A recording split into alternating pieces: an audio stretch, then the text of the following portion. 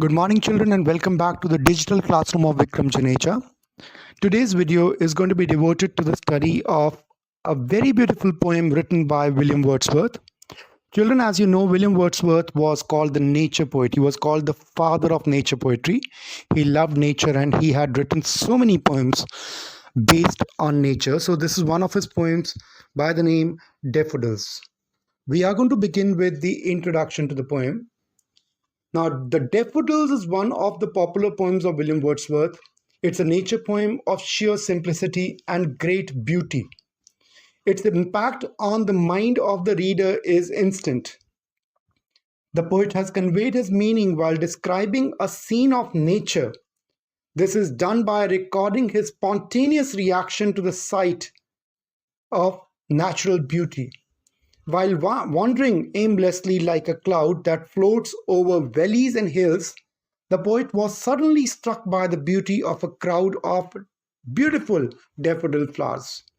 The impact of the scene was both immediate and lasting. He stood spellbound, watching the scene with unwinking eyes. If the flowers were in a joyful mood, so were the waves beside them. The sensitive poet could not remain untouched by this mood of nature. His identification with nature was complete. And then he shared its mood. He felt delighted without knowing, however, that this experience had for him a source of joy for future. From time to time, he was reminded of this happy experience, and then he relived the original emotions associated with the scene of daffodils.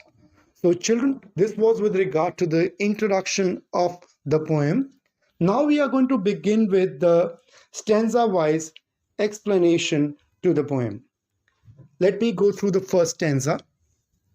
I wandered lonely as a cloud that floats on high over vales and hills, when all at once I saw a crowd, a host of golden daffodils. Beside the lake, beneath the trees, fluttering and dancing in the breeze. Children, the poet was traveling aimlessly, just like a cloud over the hills and valleys of the mountainous Lake District in England. At that time, suddenly he came across a large number of golden daffodils beside the lake and under the trees. The flowers were fluttering and dancing in the breeze. The poet directly compares himself to a cloud as he was wandering without aim, just like the clouds. Now, children, this is an example of simile. You know what is a simile? Simile is a figure of speech where two things are compared using the words as or like. He also uses the expressions like crowd and host to mean that he saw a large area covered with a whole lot of daffodils. In the last line, the poet personifies the flowers by saying that they were fluttering like birds or butterflies and dancing like human beings. There's also an indication that it was a breezy day. So we get an overall idea of the landscape, which includes the valleys and the hills, the lake, the trees, the flowers beneath them, and the breezy atmosphere. Let's move on to the second stanza. Continuous as the stars that shine and twinkle on the Milky Way, they stretched in never-ending line along the margin of a bay. 10,000 saw I at a glance, tossing their heads in sprightly dance. Now, if you see, there's another simile. The flowers are compared to stars. They stretched in a continuous line just like the stars in a galaxy like the Milky Way. Moreover, the daffodils were shining as they were golden in color and twinkling as they were fluttering in the breeze. As the stars, this comparison with the stars may have greater implication in indicating that the flowers are heavenly as the stars. The flowers were visible as far as the poet could see along the shoreline of a bay. That is why he uses the phrase never-ending line. Here, continuous and never-ending may also suggest that the flowers left an everlasting impact on him. Wordsworth exaggerates the number of flowers by saying 10,000 saw I at a glance. That indicates that the poet has never seen so many daffodils at once, so he's overjoyed at this. This type of exaggeration is called hyperbole. exaggerated statements or claim not meant to be taken literally.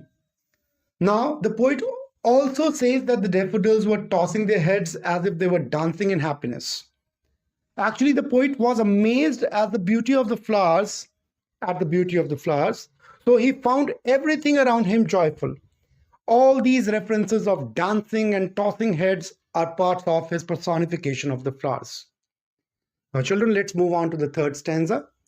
The waves besides them danced, but they outdid the sparkling waves in glee. A poet could not but be gay in such a jocund company. I gazed and gazed, but little thought what wealth the show to me had brought. Now the waves in the bay were dancing and looking gleeful at the atmosphere. But the flowers outshone the lively waves in their happiness. Having such cheerful company, of course, like the daffodils, a poet like Wordsworth cannot help being happy. So he was gazing constantly at the flowers and enjoying their beauty. The word gazed is used twice to indicate how moved or charmed the poet was. So he gazed at them for a long time, forgetting his surroundings. At that time, he did not think much about the wealth that the flowers had brought to him. The poet realized that later, maybe after a few days. This wealth is happiness and the pleasant memory that he enjoyed for a long time since the day. Now we move on to the last stanza of the poem, that is stanza number 4. For oft when on my couch I lie in vacant or in pensive mood, they flash upon the inward eye, which is the bliss of solitude. And then my heart with pleasure fills and dances with the daffodils. By starting this stanza with 4, the poet continues his reasoning for saying that the flowers had brought him wealth. He clarifies why the sight of the flowers was so important in his life. Whenever he lies on his bed in a vacant or thoughtful mood, the daffodils flash upon his inner eye, that is, his imagination. The daffodils have become an everlasting memory for the poet whenever he is lonely. So he calls it a bliss of solitude, a blessing of staying alone. And whenever he sees the flowers in his imagination, his heart is filled with pleasure. His mind dances with the dancing daffodils. This shows that the poet's intense feelings are really very intense. The poet has been able to depict the landscape and express his mind so vividly, but in such a simple language and form that really draws one's attention. And that is why the poem has been one of the most read and mentioned subjective poems in the history of English literature. So children, this was with regard to the stanza-wise explanation of the poem. In my next video, I'm going to cover theme, the message, the title justification, and the critical analysis of the poem. I am also going to be attaching an extract in my next video with a few questions related to this poem, and I'll expect you to attempt those questions in your fair literature and English notebooks. I would request you to kindly go through this video carefully so that in our live session in our next class, we have more of your participation. Now, thank you. Have a nice day. Till then, goodbye. God bless you all. Stay safe and stay healthy.